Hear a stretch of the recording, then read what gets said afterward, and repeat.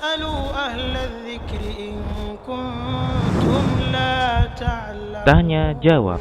Jawab secara ilmiah.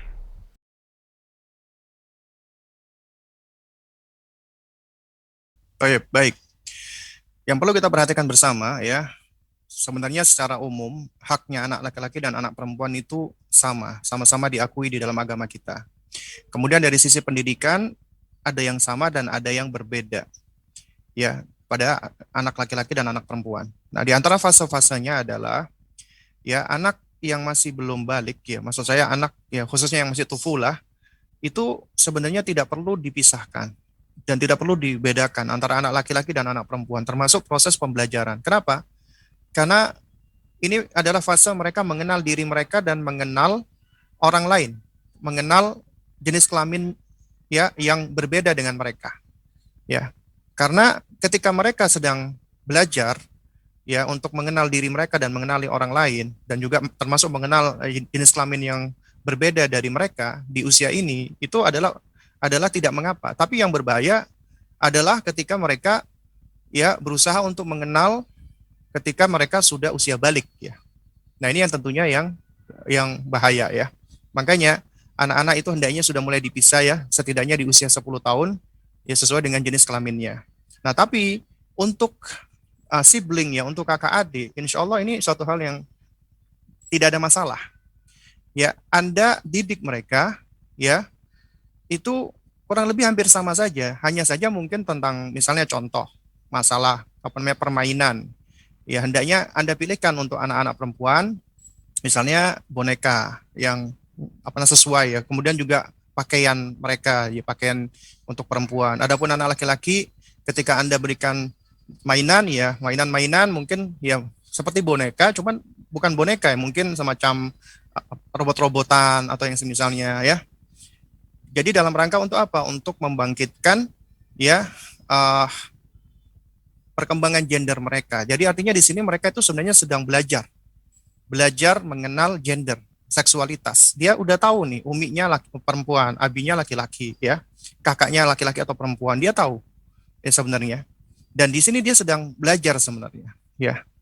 Dan dia juga sudah paham sebenarnya anak-anak ini gitu loh. Nah, jadi secara umum tentang masalah pemberian makan, ya kasih sayang dan lain sebagainya itu kurang lebih sama. Ya, cuman dalam hal yang berkaitan dengan apa perkembangan seksualitas mereka, maka ya memang harus kita bedakan. Mulai dari ketika mulai dari dilahirkan ya kita kasih nama, ya anak laki-laki kita kasih nama laki-laki, anak perempuan kita kasih nama perempuan. Makanya para ulama itu menasihatkan agar kita tidak memberikan nama kepada anak-anak kita yang bersifat unisex, bisa laki-laki, bisa perempuan. Ya. Kayak misalnya contoh nama Eka, Dwi itu bisa untuk laki-laki atau bisa untuk perempuan. Nah, cuman biasanya belakangnya dikasih untuk bisa membedakan misalnya Eka apa namanya? Eka Pujiati perempuan. Misalnya kalau laki-laki Eka Pujianto, misalnya seperti itu. Tapi kalau dipanggil Eka, ya kita nggak tahu ini laki atau perempuan. Ya. Tapi kalau kita misalnya kasih dia nama Abdurrahman, Ahmad, ketahuan itu laki-laki. Karena nggak ada perempuan dikasih nama seperti ini. Kalau ada ya berarti sangat keterlaluan tuh.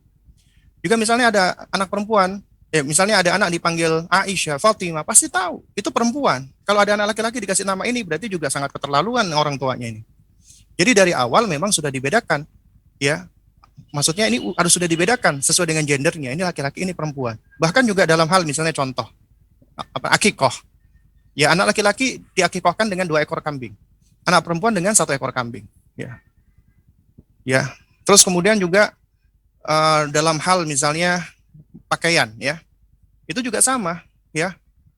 Kita harus sudah menunjukkan apa namanya perbedaan meskipun mungkin kalau bayi ya kurang lebih sama ya pakaiannya.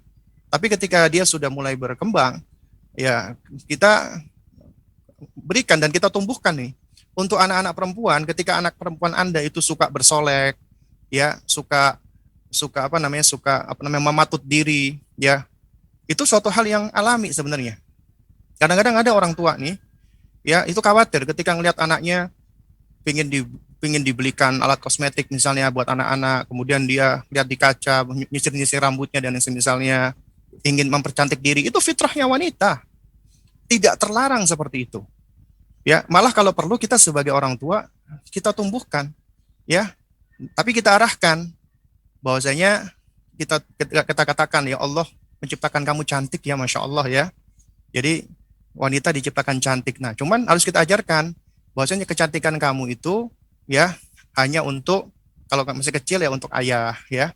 Nah, tapi nanti kamu kalau udah gede, kecantikan kamu itu hanyalah untuk siapa? Untuk suamimu. Jadi seperti itu gitu loh. Ini harus kita ajarkan. Dan juga biasanya anak-anak yang kita fasilitasi mereka, misalnya mereka mau beli baju princess misalnya, kemudian kita punya uangnya, boleh, nggak apa-apa, biarkan. Ini suatu hal yang masih ma'zur bagi mereka. Mereka diberikan uzur, dispensasi, tidak berdosa. Bahkan mereka belum pakai jilbab juga masih belum dosa. Karena itu ketika mereka misalnya pengen baju princess, pengen baju putri, itu bagian dari perkembangan mereka gitu loh. Mereka sedang mengenal nilai feminitas di situ. Ya diantaranya dari berpakaian, pakaian-pakaian yang bagus, yang indah, pakaian princess lah atau pakaian-pakaian yang seperti apa.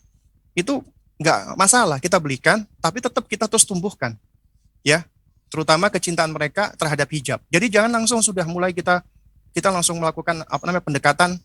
Jangan, nggak boleh itu pakaiannya orang-orang kafir. Jangan, itu kamu harus pakai jilbab kamu. Itu jangan melakukan pendekatan seperti itu. Jadi biarkan mereka, ya, karena ini adalah fase di mana mereka sebenarnya masih belum berdosa, dan juga ketika mereka memakai pakaian seperti itu juga bukan suatu hal yang sifatnya dosa, ya. Tapi bukan artinya kita biarkan begitu saja, tapi tetap kita arahkan. Wah, Masya Allah kamu cantik ya nak dengan pakaian seperti ini, tapi kamu lebih cantik lagi kalau kamu ya nanti mau pakai pakaian yang busana muslimah, ya, mau pakai hijab. Jadi seperti itu. Nah, anak-anak yang sudah pernah tahu, sudah pernah merasakan pakaian-pakaian seperti itu, biasanya itu akan menjadi suatu hal yang mereka bisa move on gitu loh. Akhirnya ketika mereka sudah move on, berpindah dengan pakaian-pakaian yang syar'i, ya, terutama di usia di atas 7 tahun, yaitu mereka sudah nggak kepengen lagi untuk nyoba pakaian-pakaian putri. Tapi ketika anak-anak itu mulai dari awal sudah strict orang tuanya, nggak boleh ini, nggak boleh itu. Nah, ketika mereka usia 7 tahun, 8 tahun, 9 tahun, mereka malah kepingin, Umi aku beliin dong baju seperti itu. Nah, itu malah akhirnya apa? Orang tuanya malah lebih ngomel-ngomel lagi gitu, marah lagi. Ngapain kamu mau baju seperti itu gitu loh. Ya.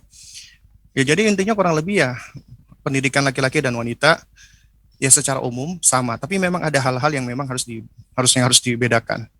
Nah, ini sebenarnya kajian ini kita bahas juga ya, bagi teman-teman mungkin kalau ada waktu bisa mengikuti setiap hari Sabtu malam. Memang bahasannya adalah tentang menumbuhkan ya sifat maskulinitas bagi anak laki-laki memang. Tapi di situ juga tidak lepas ya sebagian poin, yakni untuk anak-anak wanita.